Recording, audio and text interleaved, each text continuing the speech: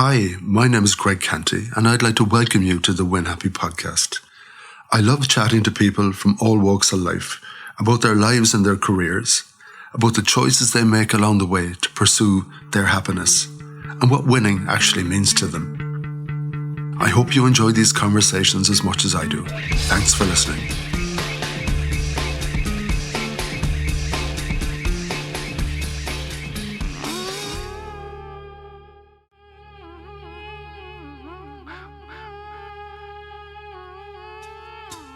On today's podcast, I chat with communications specialist and author Andy Freed about his book, Lead Like the Boss. When Andy, a lifelong Bruce Springsteen fan, was returning for one of the 95 concerts he has seen, he penned a post on LinkedIn about the leadership qualities of the boss, what we can all learn from them. This post literally blew up and eventually turned into this book. Andy spoke about his own life and career, leadership lessons he learned from working on political campaigns in America, and more importantly, the important lessons that leaders of today can learn from Bruce. He talks about the importance of storytelling, empathy, rehearsing, carefully listening, bringing people with you, and much more. He also explains how teddy bears ended up in police cars. I hope you enjoyed the show.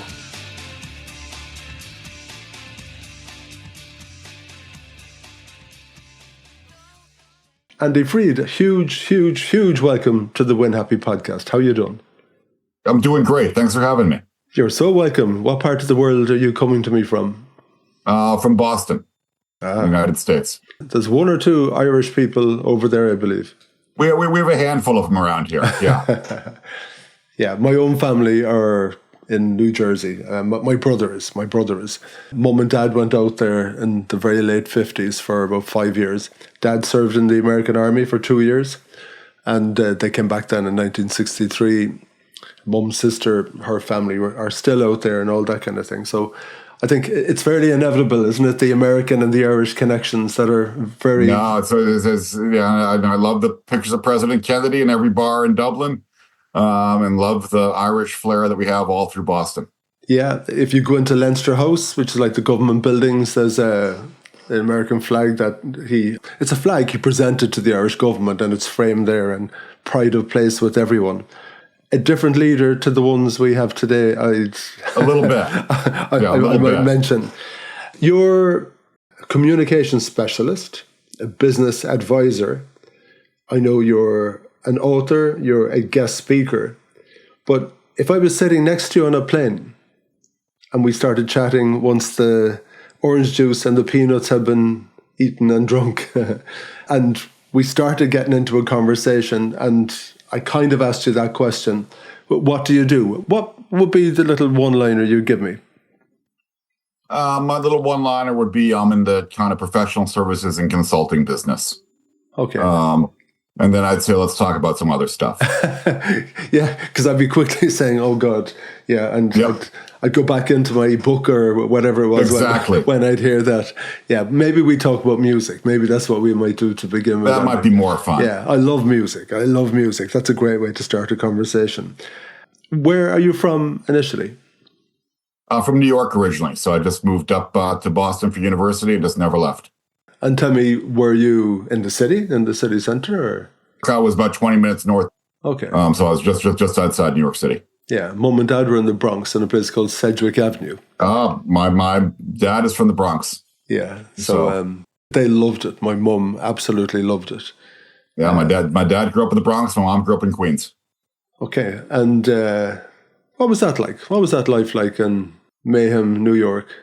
Well, I mean, growing up near New York is a fun experience because everything is there. And, from, being able just to go in and see the big buildings when you're a little kid to the trouble you can get in being near New York when you're in college. Yeah. It is a unique city to have on your doorstep. And tell me, what did your mum and dad do? Dad was a traffic engineer. He just passed in May, but among other things, Dad's great accomplishment was he came up with the idea for the H sign, which leads people to hospitals all over the world. and making that a standard, making that a kind of standard thing that guides you right to the emergency room. So dad had a career as a public servant, and mom was mom. Mom was home baking cookies and making sure we stayed out of trouble. Yeah, and you yourself, Andy, what were you interested in as a young lad? So as a young lad, I would say music and sports. I grew up, in New York in the 1970s. I was a big New York Yankees baseball fan. Played water polo, through college and university, and that was a big, part of my life was staying in shape and training. And then loved music, and started to love Bruce, and in the 70s, and just never quit. When did music grab you? What were the first things that you heard? Oh God, this is a thing. I'm liking this. So I was born in '68. So you had like the influences and the great bands of the '60s still around and still putting out great stuff. So I would listen to my little AM radio, and eventually got my first Walkman. To be able to play, to play cassette tapes in, but when you think about what was there, it's like, the Who was huge, growing up. Bruce was putting out great stuff, and, Born to Run came out, and, it was one of the first albums that I ever owned in my life. The Beatles were still, together when I was born, broken up by the time I was really conscious, but their music was everywhere and remains everywhere. So all of that great album-oriented rock, and then so many bands that stand the test of time still today. Yeah, and was music played in the house? Were your mom and dad music listeners? Mom and dad liked music, but they were more, they were big Sinatra fans. So I'll say if you gave me a chance to rattle off my favorite concerts, most of them are Bruce shows. If you go beyond Bruce shows, I did get to go to see Sinatra with mom and dad at the Meadowlands in New Jersey, in the early 1980s, when Frank still had his voice and still had a presence, and that was pretty special. I saw Judas Priest there. That's pretty cool. That's also pretty cool. A little different crowd than the Sinatra crowd. Slightly different crowd. Yeah, on a holiday over there when I was 21, I saw Big Country, Judas Priest, and the Eurythmics. Annie Lennox. Annie Lennox from the Eurythmics. There were three quite different gigs, but they were really interesting. The Big Country one was on the pier. They used to have gigs on the pier in New York. Yep. So it was like they were all outdoor gigs at the time, and no, except for the Judas Priest gig. That was fairly amazing. What was the first concert you've ever been to? First concert I ever went to was the Beach Boys at the Jones Beach Theater, in New York. Yeah. Who did you go with? I went with my sister. Cool. Was it good? My older sister. Was a great show. The Beach Boys outside on the beach. What more can you ask for? Yeah, mine was Thin Lizzy. All right. Yeah, when I was 14, and I was allowed to go to the concert hall here, which is actually the city hall. The city council, the big hall that goes with all of their government buildings, and they make it more fun sometimes. Yeah, can you imagine just going there? Place full of guys in leather jackets and their denims and all of that thing. And the amazing thing, the big memory I have of that night, in that particular hall, there's a real bounce on the floor. So when the gig got going, the whole building was moving. You were just up and down, and Thin Lizzy were shaking. That's fun. Yeah, in their absolute prime. It was it was amazing. And to this day, I would say it's still one of the best gigs I've ever seen. And I put that Roger Waters gig that I was talking to you about before we started recording, I put that up there as well. A life without music would be a very empty life, wouldn't it? It would. It would. It adds so much, and brings such joy to so many. Yeah. What were the conversations around the kitchen table when you were young? When I was young, we were probably talking. We'd be talking, well, certainly about the Yankees, and certainly talking about baseball and sports, talking about current affairs, and kind of what's happening out there. And when I was growing up, we were always kind of aware of the world around us. And dad being a public servant, always made us aware of like the world around us and the role we could play in leading change in that world. So he was one of the early leaders in your life, I'd say, was he? Absolutely. It's still one of my heroes to this day. What did he teach you? He taught me a lot about innovation and a lot about, finding answers to things. A lot of what my dad did was, as an engineer, look to solve problems. And, sometimes the problem didn't require a complicated solution. It required something that just made sense. So one thing my dad did in his career was had the idea that, he was at an accident scene and there was a kid that was terrified because his mom was hurt. And when when they got back to the hospital, my dad went and bought the kid a teddy bear, and the kid calmed right down. And my dad at that point realized we need more of this. And, he went out and made teddy bears standard equipment in every police cruiser in Westchester County. And you see this now worldwide in a lot of places. They'll have bears in the car just for if they have a kid that's having a tough time.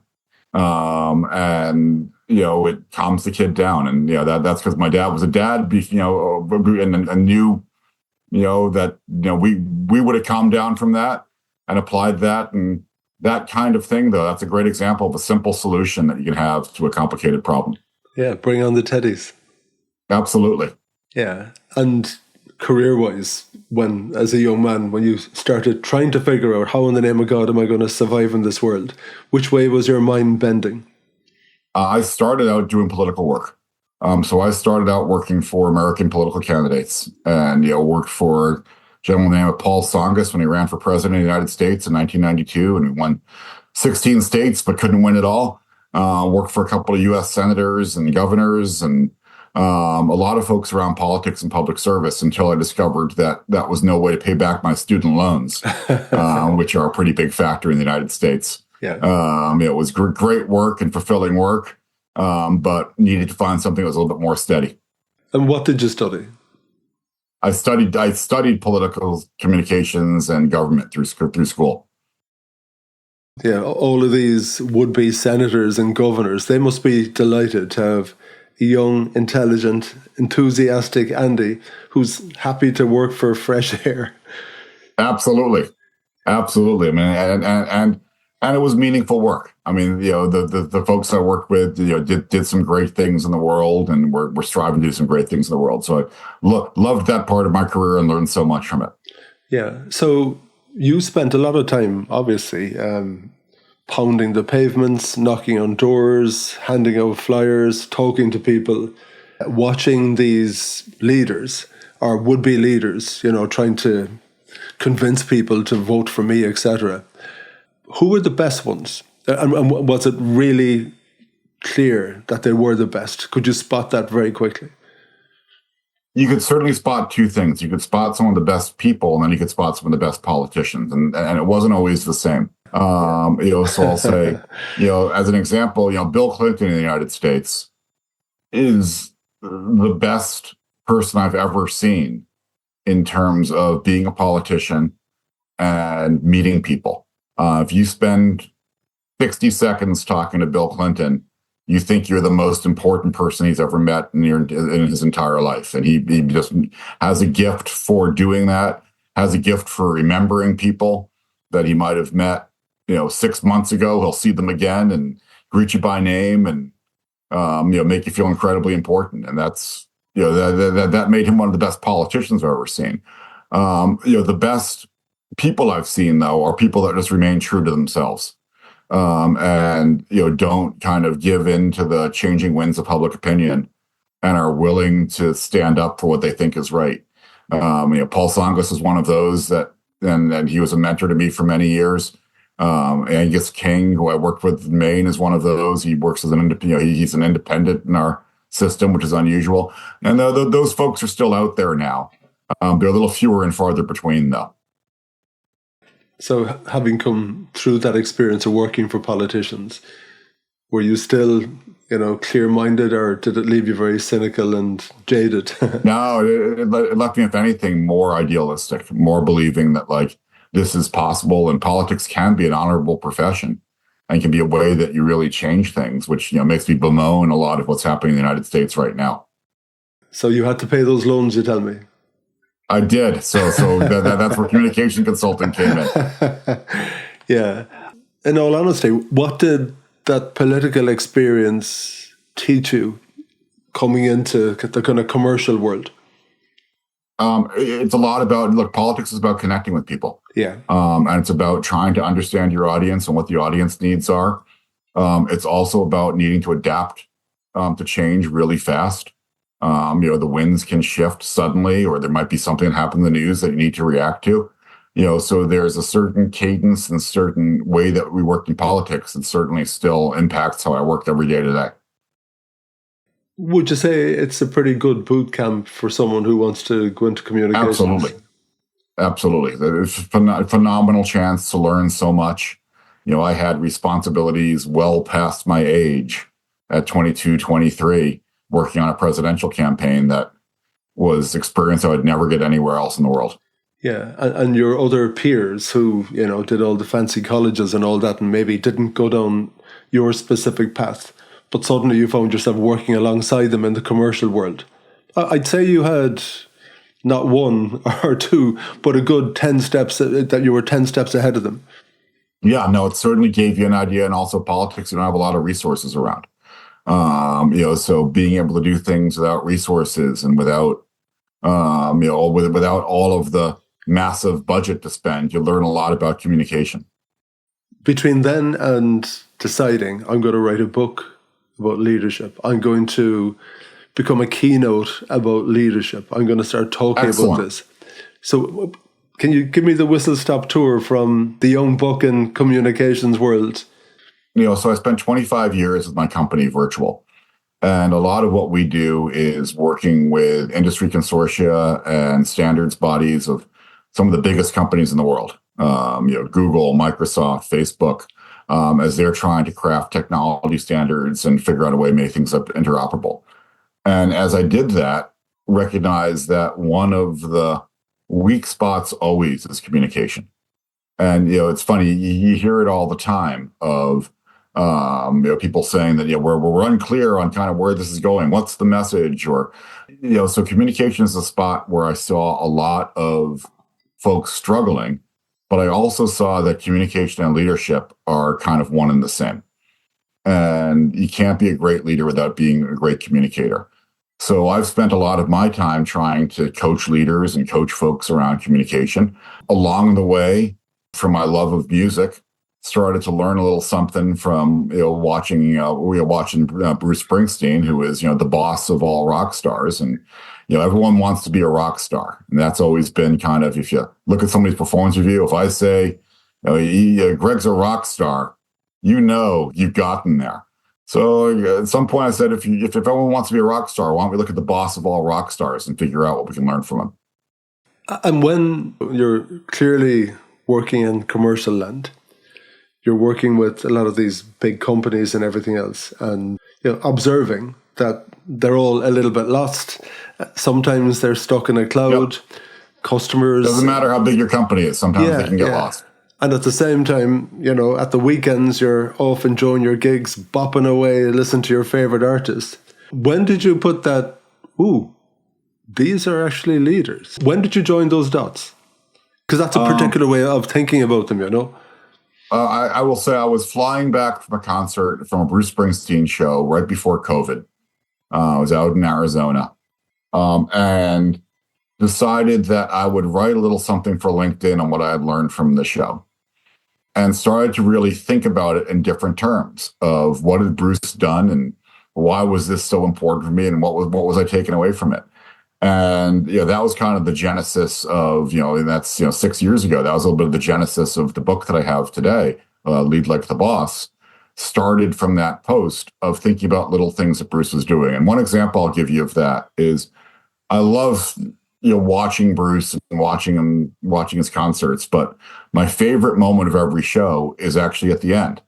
At the very end, when the show is over, Bruce retreats to the back of the stage, and he shakes the hand of every band member as they come off the stage, and whispers something in their ear or gives them a hug and thanks them for a great show. And when you hear them talk about it in interviews, they say, for 10 seconds every night, Bruce Springsteen makes me feel like the most important musician on the face of the earth. And isn't that what we're supposed to be doing as leaders with the folks that we lead? helping them feel empowered and helping them feel important and helping them feel appreciated. And watching Bruce do that with people he's played with for 50 years and people that he's played with, just on this tour, you recognize that's part of being the boss, is showing appreciation to those around you and how you connect with folks. And, that's one of the many lessons which I've taken away. And he had a thing or two to say about Minnesota, didn't he? Because he's just after doing a gig in Minnesota. He just put out a great track 2 weeks ago, The Streets of Minneapolis. One, I'll give him credit that he actually rhymed something with Minneapolis, which is that's a challenge. That's what you can do if you're a great singer or songwriter. But also I'll say a leader stands up and has their voice heard when it needs to happen, and that's something which I have a great deal of respect for him for. And in America, I know that's particularly divisive at the moment. It is. Talk about everything. Everything is divisive in America at the moment. Might you say there might be a leadership problem that has allowed that to happen? I would say that leadership has fanned the flames of that divisiveness. Which is the shame of it all. What's happened, Andy? In America, what's happened is, I think a lot of things have happened that have created an environment where you can very easily be divided. And if you go back to when we were kids, there used to be one newscast, and there was one source of truth. In the United States, it was Walter Cronkite. He was the most believable man in America, and he was your source of truth. Now I'll say between social media, the pervasiveness of cable channels, and the way that media has shifted, you can find your own truth. If I believe, that climate change isn't real, I can watch one channel and they'll reinforce that for me. And I can stay in one tribe on Facebook and it will reinforce that for me. So I think that our ability to kind of stay in our lanes around just like-minded people has been enhanced by the internet, enhanced by cable television, and the pervasiveness of real truth has just disappeared because we can all have our own version of it. So you then have politicians that appeal to one of those versions of truth and not others, and divisiveness is the only thing that can come from that. And I think the politicians go deep mining. They exploit those little differences and that they know this is fertile territory.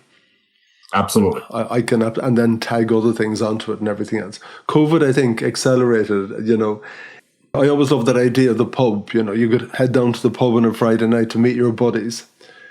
And if you started talking shit down in your pub, sharing some cuckoo theory that you tripped across on YouTube, your buddies would fairly quickly tell you to shut the F up. What are you talking about? But during COVID, for a good spell, we were all cocooned and everything else. And there was no one sitting alongside you on the bar stool telling you you're talking rubbish now, Greg. Where in the name of God did you come up with that cuckoo theory? And my God, we all just lost ourselves in those dark tunnels. COVID sort of did not help. Yeah, it's absolutely incredible. Of course, we're looking at the whole thing from the other side of the world, and it's just mind-blowing. I mentioned to you that my brother is over there, and the same mother, the same father, I would say the same set of values and everything. And the arguments that we have. Well, we have to make a choice. We talk about music and football, even though our teams are so totally different, but that's actually quite safe territory. Yeah. The minute we enter any conversation around anything topical, the things you see on the main page of any newspaper that you turn over, whether it's the New York Times, the Irish Times, or the Guardian, if I even go near any of those topics, we are fighting within 60 seconds. And I mean horrible fighting. Yep. But and it's tricky. I mean, because the history is such that like a lot of the things you see right now, and folks that are now strongly anti-immigrant and strongly America first, no immigrants, forget that In the 1940s and 50s, there were the signs that said "No Irish need apply." Yeah. We've just moved from that to other groups. But it's understanding that our country was was built by immigrants and built from people from all over the world, and you continue to embrace that has been hard for us. And then, as we spoke, you've Bruce Springsteen deciding to do a free gig, come up with a song. You've got these monks that are on a peace march across America with thousands and thousands and thousands of people. I was chatting to a very wise man, a client of mine, and I was getting all depressed watching all of this, saying, "Oh my God, where's this all going to end?" What he said to me was, "I'm not sure if you buy into this." He said, no, be hopeful. He said, we're in the process of the world pushing itself to the brink. And we're going to have to realize that all these cuckoo theories we have are dangerous and bullshit. And we nearly went over the edge. That we need to go there, possibly like the way the whole world did in 1942, 43, 44, World War II and everything. It's been a long time since then. It's easy enough to forget, but we saw it in Gaza, we see it in Ukraine, and now we're seeing America just imploding.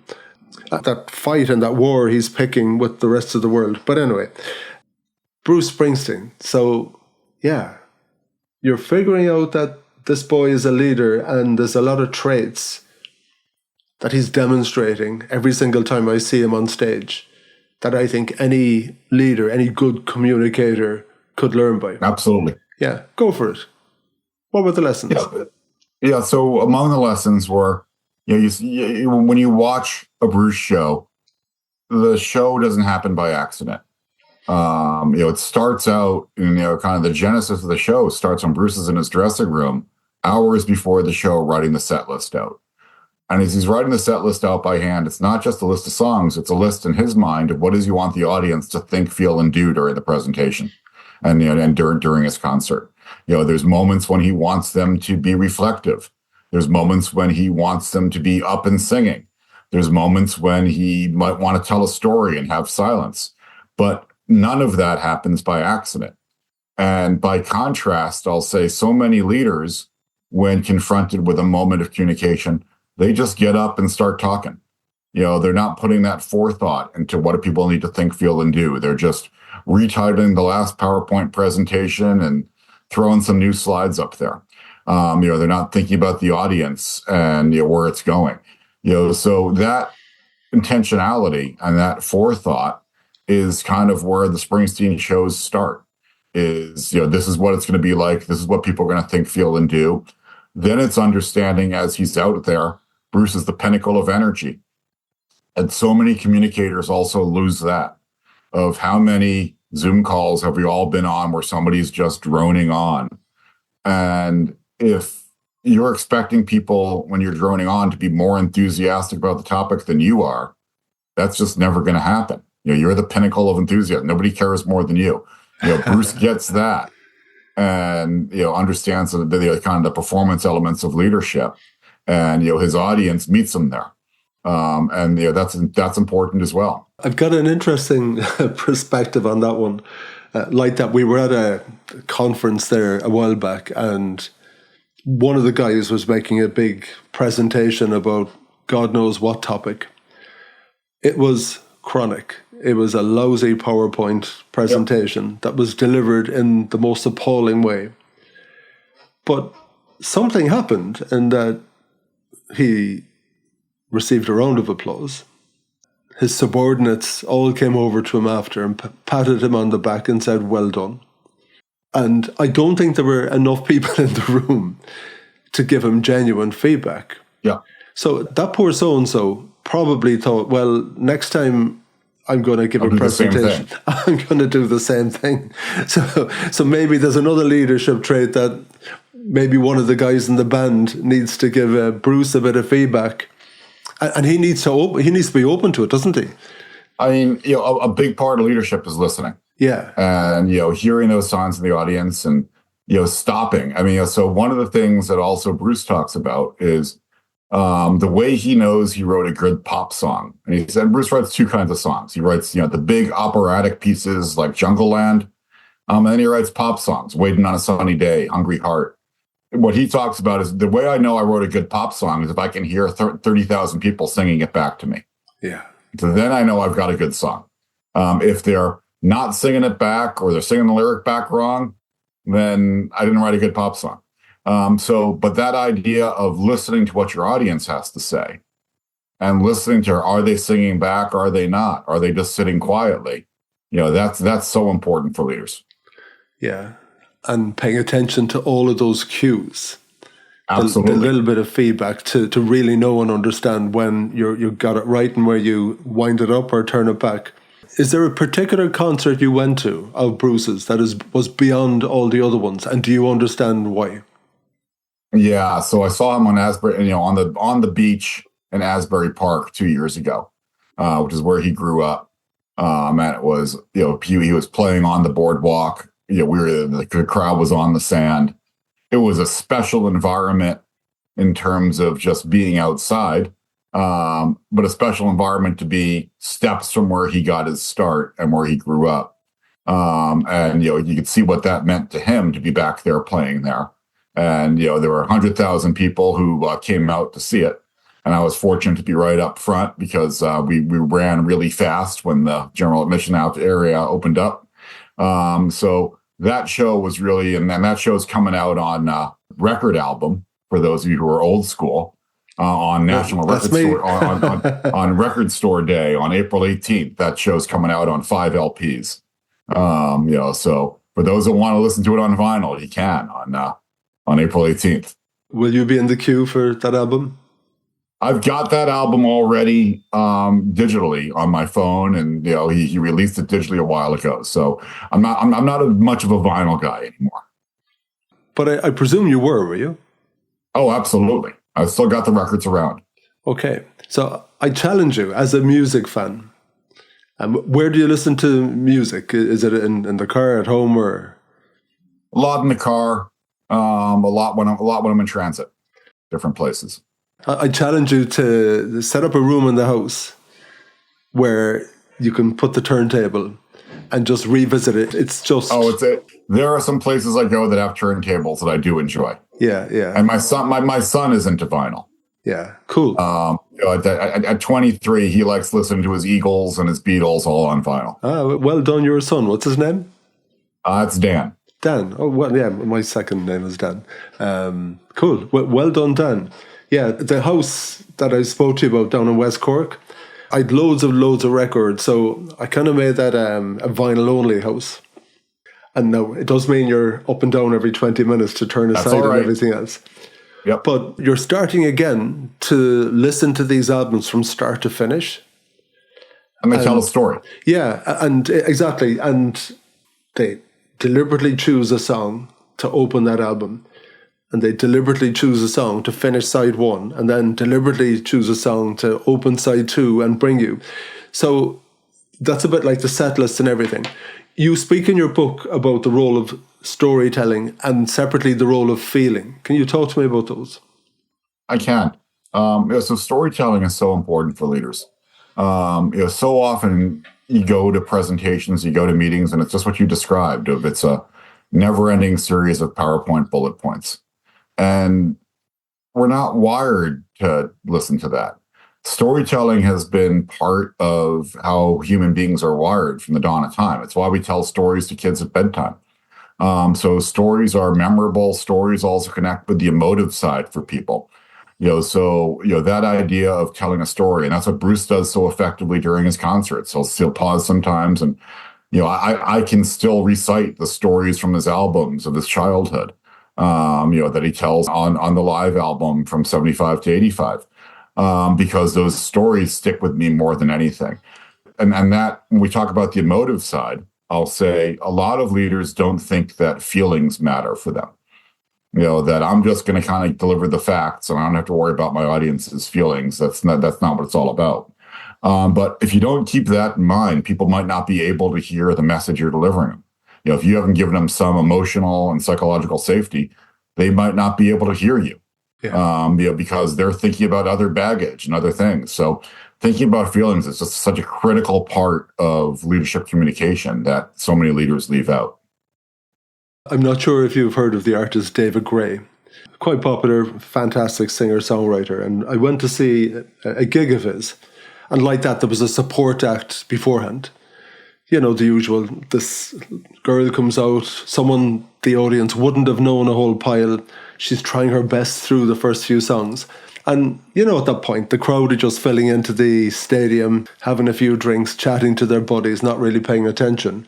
And it was a polite crowd. After each song, you know, she got a little bit of a round of applause. And at a certain point anyway, she thanked David Gray for the opportunity of gigging with him and all that kind of thing.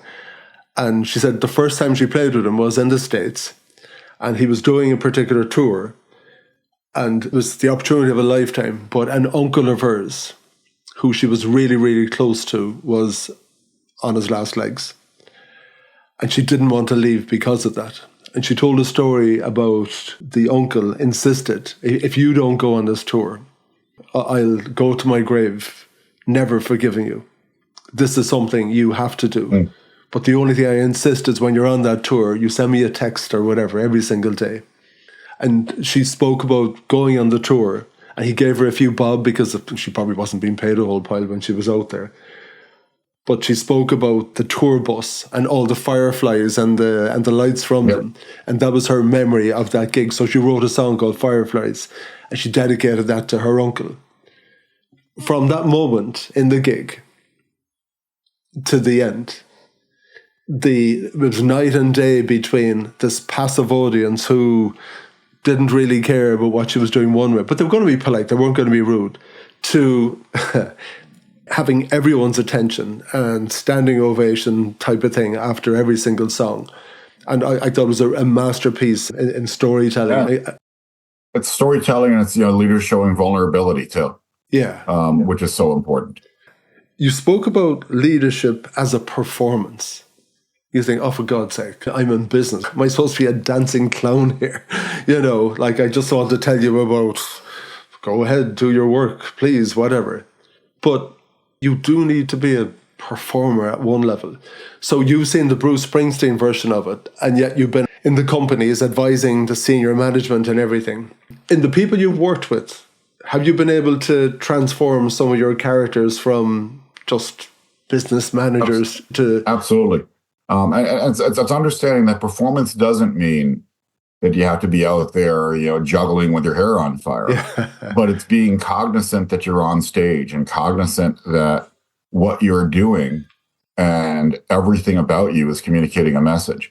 So if we're sitting in a one-on-one meeting together and you're telling me about a great idea and I look at my watch, you know everything without my saying anything, because I just communicated to you and often leaders are doing things like that without even thinking about it. It's their body language in a meeting as others are presenting. It's looking at their watch or starting to look at their phone when something comes up. And you've seen people be really burned by moments like that. Where they're not showing support for something, they're not showing interest in something. That's recognizing that as a leader, you're on stage all the time. And if I come into my office and I walk the halls and I let out a big sigh and I'm kind of looking at my shoes, people think something's wrong. And, and no matter what I say in the staff meeting the next day, if the company's doing great, their answer is, well, we saw you walking around looking depressed. If the company's doing great, what's going on? So it's understanding that you're communicating all the time, whether you know it or not. And Andy, for the person going up the ladder who isn't a leader, but you have a role within a company, maybe managing a little project or having a bit of responsibility for the first time other than maybe lower down tasks. Can you grab some of these things and start to get the attention of the people above you? Absolutely. And it's the same thing of thinking about your performance. Thinking about if it's just a small project, well, If it's a small project and I present it to management, and every time I present as though it's a small project, that's how they're going to regard it. But if I present it as this is important, it's important to me, and we're going to kick butt on this thing, and my small project is going to be the paragon of excellence for our company for years to come, and I'm presenting in that way, they're going to take notice a different way. They're going to frame it a different way themselves. As I said, nobody's going to be more excited about your subject matter than you. So if you present that project as being small, they'll meet you there. If you present that project as being important, there's a good chance they'll meet you there as well. And that's something which I think young leaders need to keep in mind. And no moment is too small to be able to make that impression. And can you talk to me about the importance of rehearsing? I can. So everything that Bruce does on stage is carefully scripted out. And I've watched enough shows. I've been to 95 shows to know when Bruce sings The Promised Land, he starts out by, taking center stage, then he's going to go to the left, the left wing of the stage, then he goes to the right wing of the stage, then he finishes in the middle. But I know the movements that he makes, as does everybody else in the band, so they don't crash into one another. And that's just role definition of knowing that Bruce is going to go left, the saxophonist is going to go right when that happens. So that's how that's going to work. That comes from careful planning and thinking it through. So often, I think communications just become so easy. You and I are talking right now, face to face, with you in Ireland and me in Boston. We just clicked a button and there you were. It's very easy in those circumstances when communication is that easy to just take it for granted and not think about what's going to happen. But taking that moment of forethought and intentionality of, before I click the button for this, the join button for this Zoom, what do I want to have happen on this meeting? What's my role going to be? What's my team's role going to be? That's the equivalent of rehearsing. But it's become so easy that we forget to do that because we're able just to take the stage at the click of a button or just walk into a room and start communicating. You've watched him so many times, and you even spoke there, Andy, about knowing which way he was going to move on stage, left or right, not to crash into each other, when he was going to tell that joke or any of those things. Have you seen, in any of those gigs, has Bruce ever looked bored to you? As if, oh my God, I'm punching the same old routine out another time. No, and that to me is also important. So a lot of leaders get bored with their own material. And they'll have a message that they're trying to deliver to their organization, but they'll get bored of it. And they'll say, well, I've already talked about this. I told about the company goals 3 times. I'm done. Let's talk about something else now. Well, science shows that people need to hear something 7 times to remember it. So if we only talk about it 3 times, that's like, giving up on a drug before the recommended dose. But, on the contrary, look at Bruce. Bruce has played Born to Run live as of today, 1,878 times live. And every time he plays it, he gives it his all, because he knows there's 2 kinds of people in the audience. People that have never seen him before, that want to know what all the fuss is about, and he's got to give his all for them. And people like me that have seen him 95 times before, and they're comparing this time to the 94th time. And he wants to show that he hasn't lost his fastball. So he gives it his all every time. But that idea of repeating the same message and giving it your all is something which a lot of leaders need to take to heart. When you think about leadership today and leaders who aren't the front people in bands and everything, is there anyone out there that you particularly admire, that you think they're ticking the box on a lot of these things? I think there are a lot of people out there that are doing some great work. Both, there's some U.S. politicians, but there's also just people. I mean, look at the people of Minnesota in the United States in the last few weeks. The way that they're standing up in minus 40-degree weather. They're out there protesting and out there standing up for what they believe in. So I think that there's a lot of folks out there that are operating from a place of belief and operating from a place of real energy that we can take heart in. So we can all be leaders in our own right, individually, even though we don't have Absolutely. a big... whether you have a big stage or not. Will they prevail? Just out of interest? I think, to your earlier point, we're coming to a crossroads. And historically, that's happened many times before. It happened, as you mentioned earlier, with World War II. It happened with, before World War One. There was a period of isolationism and, a period where the world was heading in some strange directions. So I do think that we're getting to those critical moment that will start to bring people together again. I guess in a way too, the idea of getting rid of all these dangerous people from Venezuela and the rapists and the pedophiles and all that kind of thing. It's a fine idea in one respect, but I guess when you're on the ground and you see people being dragged from cars and you see people being shot, you see people being terrorized, you see people who aren't citizens of that particular country and they're real people working hard and everything, and you witness and you experience all the hardship. Maybe when it comes so close to home, then those ideas get challenged a little bit. I suspect that's happening now. I think, okay, maybe this wasn't such a good idea after all. No question. Yeah. No question. Your book, who is it for, Andy? Leaders of all kinds. I mean, so whether it's emerging leaders or more seasoned leaders, it's anyone who needs to communicate with an audience, and I think that's every leader. And it's understanding that communication is a pivotal part of leadership, and that you can get better at it. That's what it's all about. And might a Bruce Springsteen fan enjoy the book? I think a Springsteen fan will enjoy it, and I think even a non-Bruce Springsteen fan will enjoy it. And hopefully we turn you into one at the end. Yeah, absolutely. How can people get their hands on the book? The book's available on Amazon and Barnes & Noble and all major booksellers, or at my website, andyfreed.com. And you're available for speaking gigs and everything else as well, aren't you? Absolutely. Would be happy to speak with folks and always happy to convince anyone who wants to talk about leadership and communications. I'm always happy to kind of get on the phone and just convince with them for a bit. Cool. And is that hit you on LinkedIn or contact you via the website? You can contact me again via the website, andyfreed.com. Okay. So for that young buck who goes to the Bruce Springsteen gig out of pure curiosity, they were dragged to the gig by their best friend or a father or a grandfather even at this stage, giving that kid an education. I want you to give me 3 Bruce Springsteen albums, the one to start with, the one to go to next, and the one to go to third, to get a good flavor of them. Well, you got to start with Born to Run. Okay. And Born to Run was the album that put Bruce on the map. He describes the opening of the album, when we were talking about the order of songs, Thunder Road, as an invitation to come along with him on a long and earthly journey to find a home that you can be a part of.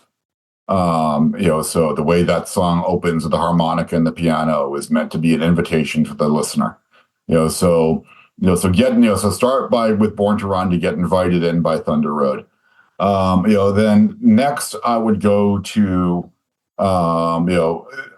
probably I'm going to go a little off the beat, The Tunnel of Love. Yeah. Which is a great album, late 80s.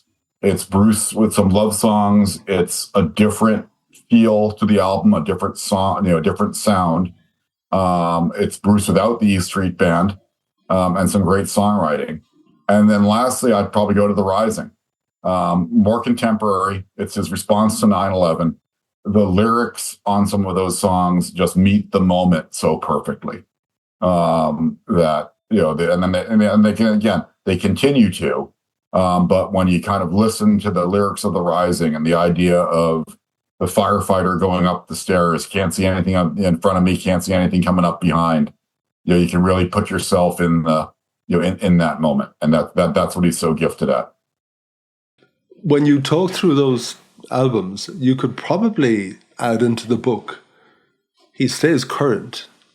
He absolutely observes the world and what's going on, and he soaks all of that in. That is something which we talk about in the book is how does a leader stay current, and how has he remained the boss for 50 years is something that every leader needs to think about. And you do that by staying out there and not being the one that says, I don't know how to work Zoom or I don't know what TikTok is.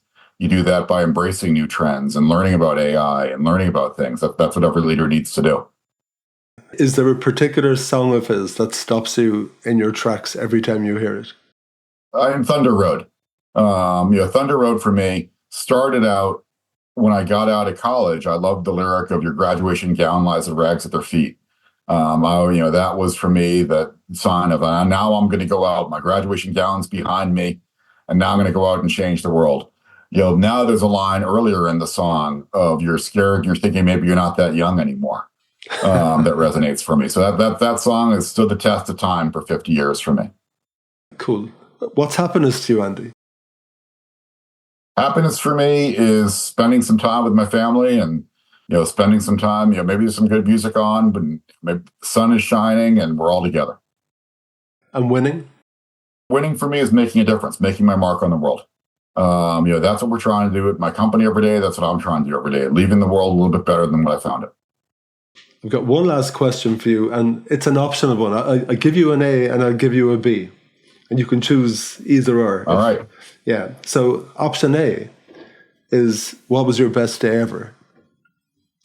And option B is, can you tell me about a choice you had to make that was really difficult, that changed everything for you? So I'll take option A first. My best day ever is always tomorrow. Because I've got the opportunity to influence it and it's coming.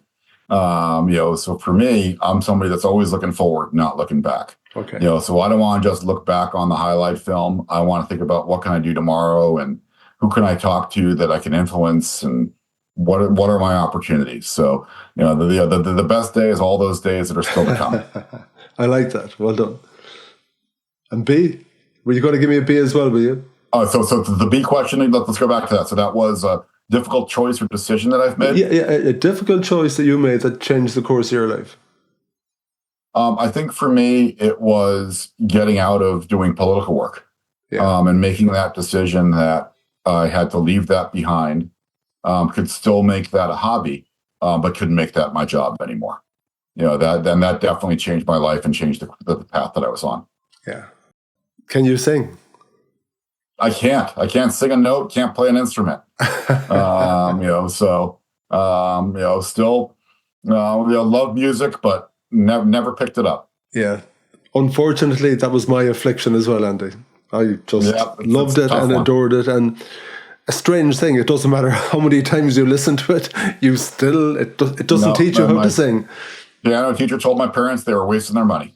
Yeah. I did piano lessons as a young kid, and the teacher had a particular system. She had a little a notebook where she'd take notes for my classes, and those notes would be handed to my mother after the notebook. So the note from my very last one, she sent a note to my mother saying, "Greg is wasting my time, his time, and your money." That's tough to hear. I was delighted. That was the end of piano lessons because I hated them. And I was delighted when my teacher told my parents that as well. It wasn't going well. Yeah. Andy, thank you so much. I hope to meet you again next time you're in Ireland. This has been a lot of fun. Thanks. And again, the book it's Lead Like the Boss, and hope the folks have a chance to pick it up. Absolutely. Thank you so much. I learned a lot from our conversation. Thank you so much, Thank Andy. you. Take it easy. Good man.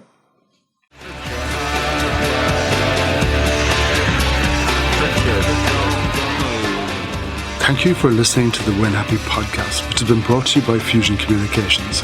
If you'd like to get in touch, feel free to send me an email at greg@fusion.ie. So until next time, take it easy.